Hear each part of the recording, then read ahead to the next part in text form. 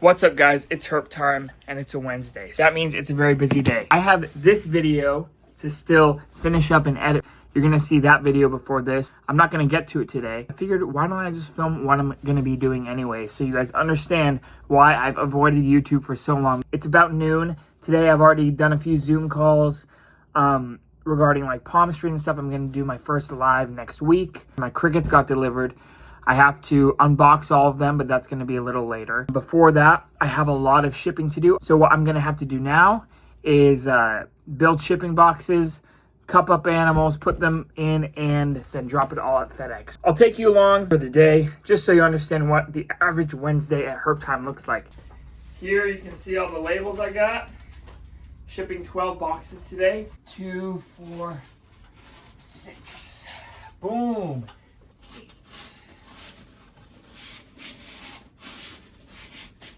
We got what we needed foam-wise. Now take it over to my little table over there and start building boxes. You can see this is the loft, actually. This is supposed to be a window. You can see all the foam. I got some Reptiles, so it just became a really good storage spot. I'm gonna start out building some boxes. What I like to do is build all the boxes first and then put the foam in after.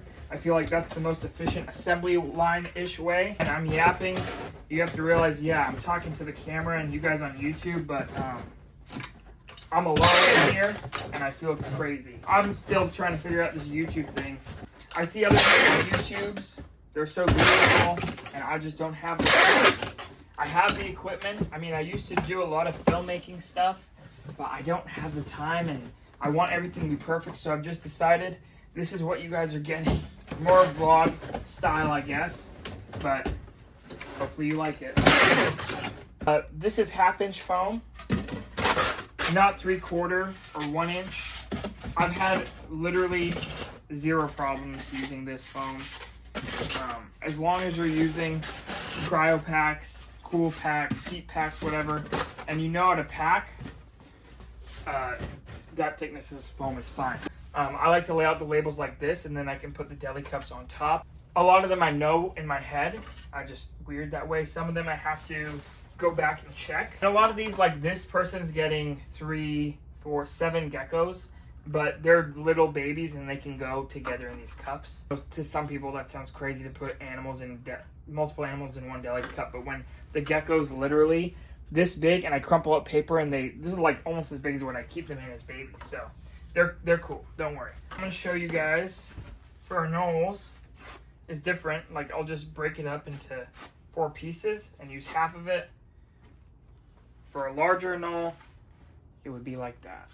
For a micro gecko, I'll usually put one like this,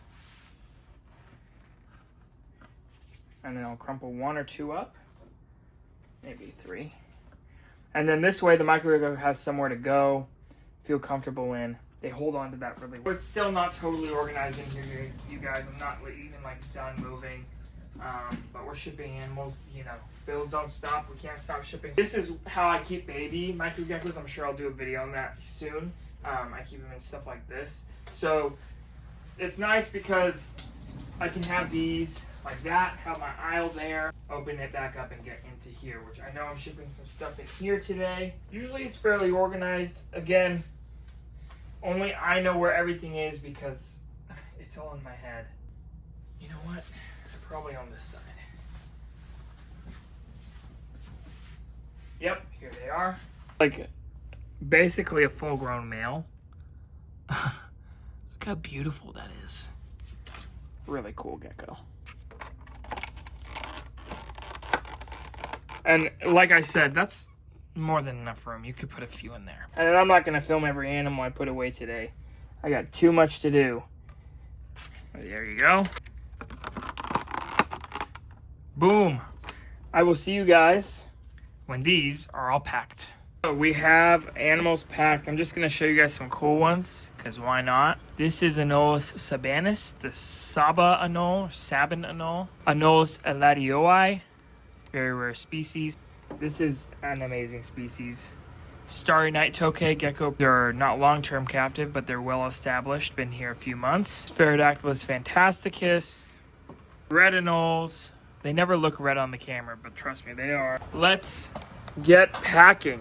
12 boxes, and hopefully tomorrow 12 happy customers. I just finished boxing all these animals. Now, don't mind this, it's a mess. I'm filming that video. I'm filming the video you're watching right now. It's kind of crazy in here. This took me about 3 hours from start to finish of making boxes, cupping animals, putting them in boxes, and then of course making labels took like 20 minutes. It used to take like an hour, but thankfully Morph Market auto generates them now versus when I had my own FedEx account, it would I would have to manually input them. 15 minutes to FedEx, 10 minutes there chatting with my friend who works there, and then 15 minutes back. So this is all in all over a 4.5 hour process, and you can only imagine when I have 30 boxes, not just 12. If you get an animal from me, please update me how it arrives. Of course, it takes any guessing out of the equations, and I also appreciate a lot. Also, updates down the line, updates how your animal's doing, even especially when I send someone pairs. I sell a lot of pairs. Updates if you produce something with the pair, that's always awesome.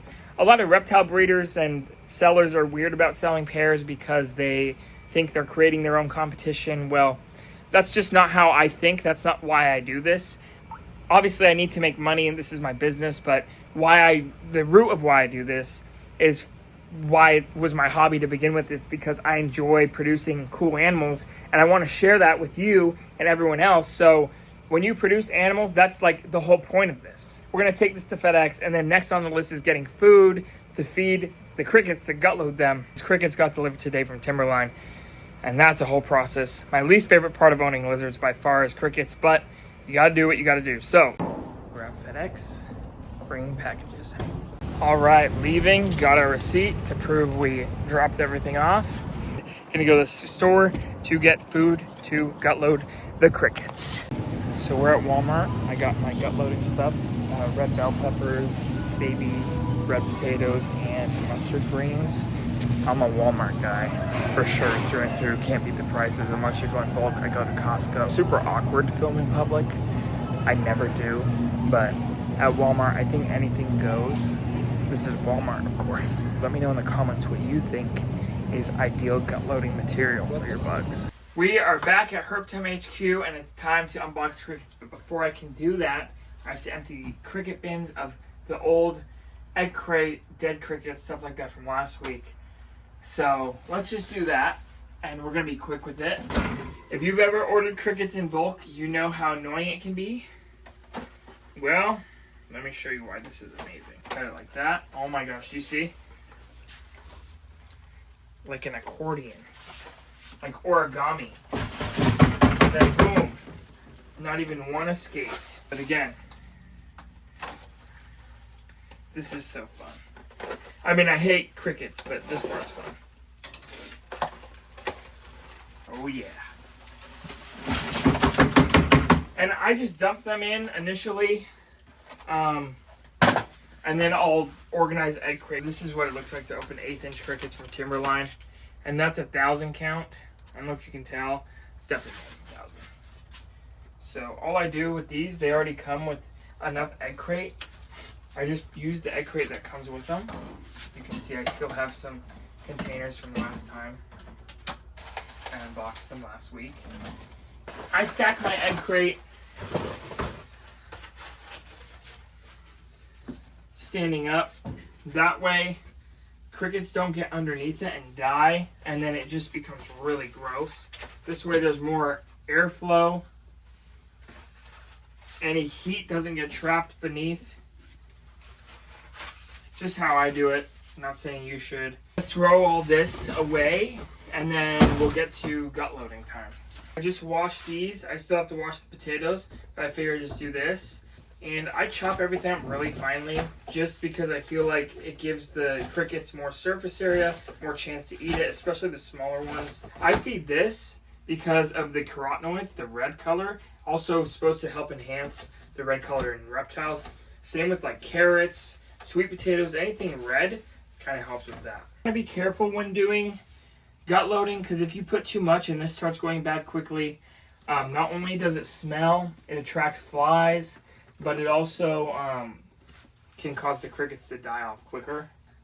And normally I wouldn't do it on this trash can, just this was the only way I could film it for you guys. Other thing I like to try to do is keep the vegetables on the top level of the egg crate. Once stuff goes in the bottom of it, it's just so much easier for it to get humid and start going bad quicker, and then the crickets die off and it just becomes really disgusting.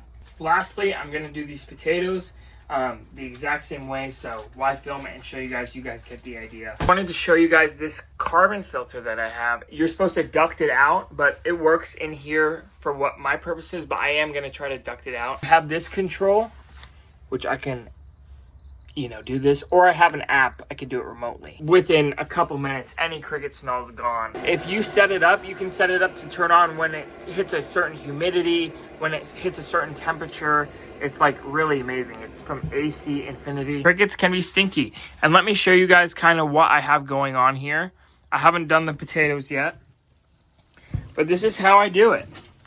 Crickets aren't fun. I really don't enjoy this part. I don't think any reptile breeder enjoys this part, but it's just something you get to do when you are literally living your dream. And I can't even imagine, you know, 7 or 8 year old me seeing what I do now, where I am now. So it's truly a blessing, and obviously you guys also make it possible, whether you just watch what I post or you actually purchase animals that I've produced. It's regardless, the support means the world to me, so thank you guys. It's always herp time, even on cricket day.